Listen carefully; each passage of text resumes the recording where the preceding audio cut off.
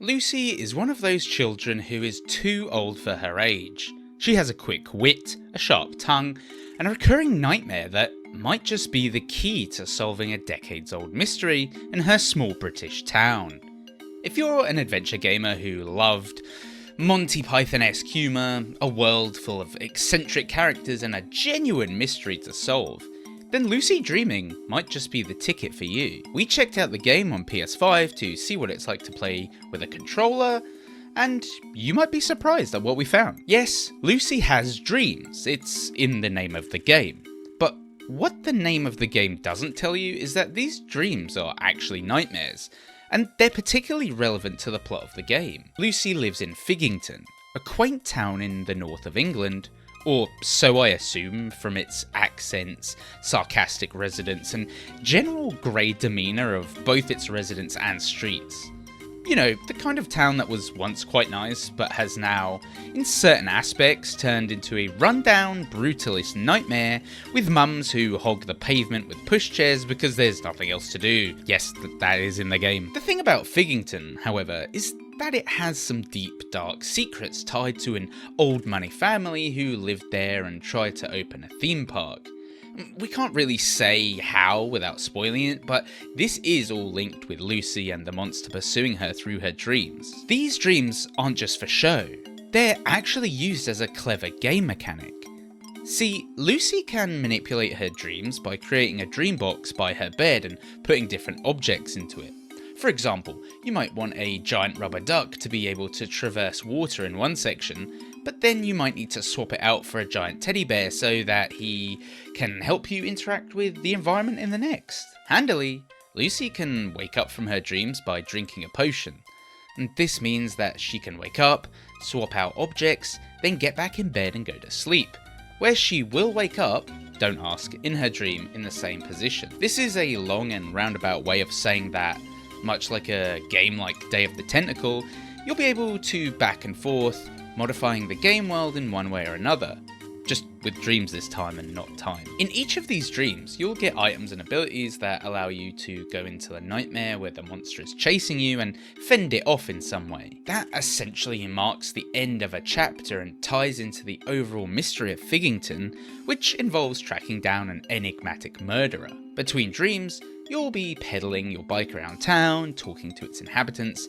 visiting its locations, and solving puzzles. Lucid Dreaming's greatest strength lies in the amazing world it creates. Figgington and its surrounding area are chock full of kooky and fascinating characters that will give you a laugh a minute. There's a dim-witted shop employee, a librarian who uses a machine called Satan, and a baking judge with a name eerily similar to Paul Hollywood's. A lot of thought and hard work has clearly gone into creating and writing the denizens of Figgington because each and every one feels like a fully developed character. Not to mention how each of them uses British slang and speaks conversationally, rather than like a robot, which is a downfall of a lot of adventure games. I can only liken Lucid Dreaming's writing to that of Stephen King. It flows with an easy readability and colloquialism that draws you into its world. The puzzles are generally good too. To get the mum off the pavement we mentioned in the first paragraph, you have to give her a little sprog. Okay, I've definitely been playing too much of this game. A bottle of juice from the shop. The problem? You're a child with no money.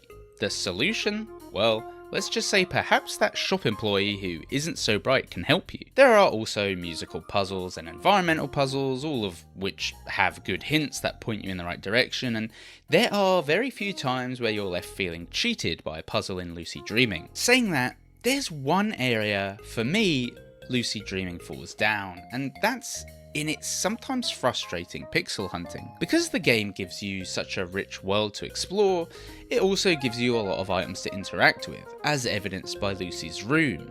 When you light up the hotspots in there, the number of objects you can look at is simply overwhelming. This is exacerbated by the fact that Lucid Dreaming is played using verbs. It doesn't have a huge verb wheel like Monkey Island, for example, but it does have look at, pick up, talk to, and use. I'm not the biggest fan of verb wheels to begin with, but the sheer number of objects that can be interacted with in each scene, combined with the 4 verbs, can create a mammoth task of pixel hunting the correct item and getting the right order of verbs to accomplish a simple task. Something that's made harder with a controller?